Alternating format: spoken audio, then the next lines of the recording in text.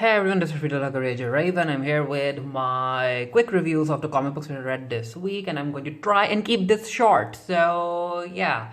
The first comic book I want to talk about is Barbarian Red Planet, issue number 4, which is by Jeff Lemire, Tate Brombal, and Gabriel Hernandez, Volta, and everyone you can see here. And this is a very emotional story. This is a miniseries. I'm not really sure how many issues this story is going to get, but I guess maybe 6. I might be wrong. But this is issue number 4, and it is set during the AIDS crisis. And again, there were a lot of emotional moments in this comic book issue. And one of the most emotional moments was between, these are just the people who wrote it. If you wanna learn about the artist and everyone, it's always best to know the creative team's names.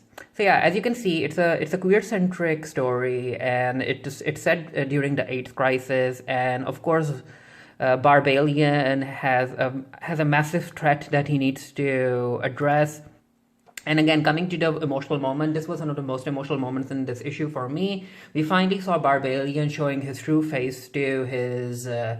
I'm not really sure if they consider each other boyfriends or not, but they do really care for each other. So yeah, I don't want to spoil too much about what happens, but I highly recommend that you pick up this comic book issue. And then we have Batwoman and Catwoman, a Dark Label property, issue number 3. And yeah, this is by Tom King with art by Clayman. And now I understand that the way Tom King has decided to tell the story isn't for everyone. There are 3 timelines being shared, and yeah, after every few panels, the narrative jumps from timeline to timeline. It can kind of be confusing, but I'm enjoying it. Also because it kind of urges the reader to reread the issue in order to really learn about what's happening. Now, in the future timeline, we know that Selina ended up killing the Joker, and Helena, Selina and Bruce's daughter, is introduced in this issue. And yeah, Helena is a vigilante, and even though she realizes that the Joker dying is probably a good thing, the Batman part of her genetics want her to really investigate and see and learn who ended up killing Joker. And I think that she suspects that it was Selina who killed Joker, but she needs to find evidence. And I liked the role that Helena played. And as far as Selina is concerned, this narrative really focuses, in my opinion, on the gray area that Selina is stuck in. Now, we know that Bruce and Joker are basically 2 sides of the same coin, so it makes sense that because Bruce and the Joker are basically extremes, it makes sense that Selina is attracted to both extremes, and she's basically caught in the middle. And even though she's romantically involved with Batman, she also has this weird criminalish relationship with the Joker. And again, because Batman is pulling on her good side while the Joker is pulling on her bad side, so it's basically a tug of war going on. And I'm really interested in seeing where Tom King will take Selina as this series progresses. And also, if I'm to share my gripes, one of my gripes is that even though Clayman's art is gorgeous and it's very impressive, the over-sexualization of the characters is, I think, especially in certain scenes, I think is unnecessary. But yeah, it has queer characters in it, and I highly recommend that you pick it up. Now, the next comic book I want to talk about is Future State Catwoman, issue number 2 by Ram Wee. And I enjoyed this 2-issue mini-story involving Selina. Now, as far as Selina is concerned, she doesn't know that Bruce is alive. She does find out later in this issue, but I think that the narrative focuses on how even if Bruce is dead, Selina still has it in her to continue following the heroic path. So that was something interesting to see. And these two do end up reuniting. And as someone who is a huge fan of the Batman and Catwoman pairing, I love these two reuniting. And yeah, they have to part ways because Selina has to go and she has to take care of the hostages, while Bruce has to go with Talia and lead the resistance. And of course, these two will meet each other soon. They always do. And yeah, it was a very fun issue. I recommend you picking it up if you are a fan of Selina Kyle.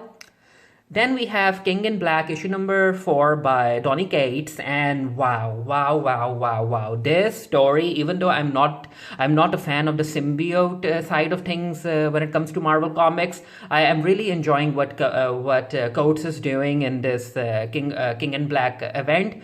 And yeah, we got a scene where this single panel, a single page, not panel. Yeah, single page scene where Storm and Thor ended up combining their powers to take out Null's forces. It was a very cool moment. And then the MVP, in my opinion, was Jean Grey, because she is a Omega level telepath, and she ended up going into Null's consciousness in order to find out whether if there is someone who can stand up against Null. And she found out that even though Null is supposed to be the god of the void, he isn't darkness himself, and there's also his antithesis, I guess you can say, which is basically the god of light. I don't want to spoil who the god of light is, but it was a very, very action heavy, very exciting issue. I'm looking forward to seeing where Cates takes this entire thing.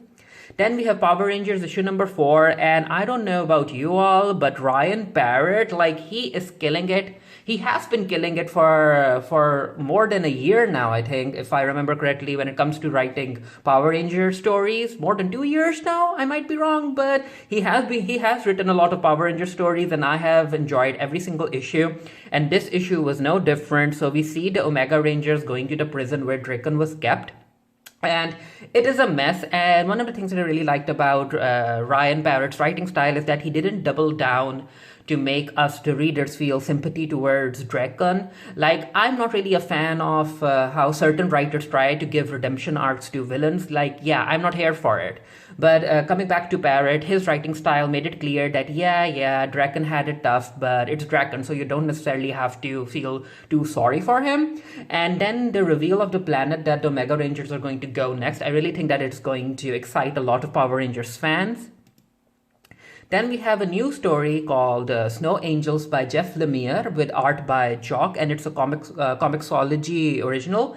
And it was fun. I really enjoyed it. It's a sci-fi story. I was kind of expecting it to go to a supernatural route, but no, it's a sci-fi story. It's basically, we are introduced to this snowy world where people end up living in what's called the trench, and as you're living in the trench, you have to follow these 3 rules, which is basically like the trench provides. You aren't supposed to, and the trench is endless, and you aren't supposed to go outside the trench, because apparently there's something called the snowman, that if you go out, the snowman will kill you.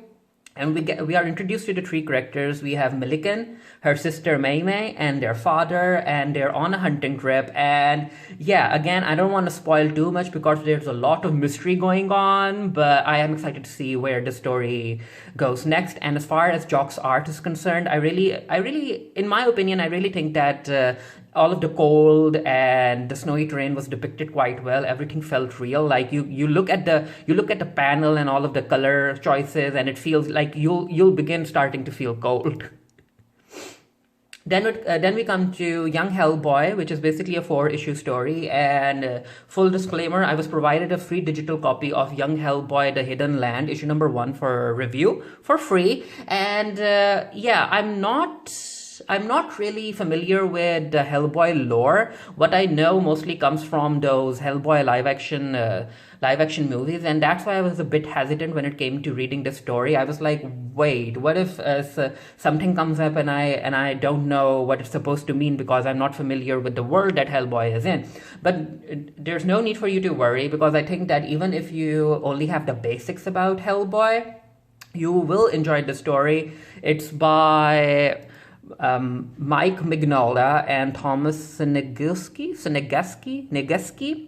and it's a fun story, especially because it stars a little kid Hellboy who is very cute. And basically, if you are into the mysterious islands with mysterious creatures and some mysterious shadowy thing hiding in the background, I think you're going to enjoy this sci-fi paranormal little adventure that Hellboy and the Professor are in. And I liked the art. It was very cartoony, and it gelled well with the overall narrative. But yeah, if you are into Hellboy, and if you, like me, don't necessarily know a lot about Hellboy, I do think that you'll still be able to enjoy this issue. But yeah, and basically it's a 4-issue story, so I'm looking forward to seeing where it goes next because it's quite fast paced. But yeah, I will be doing written reviews of all of the comic books that I read for the Geekery. The link to that will be down in the comment section below. Let me know which comic books you picked up this week.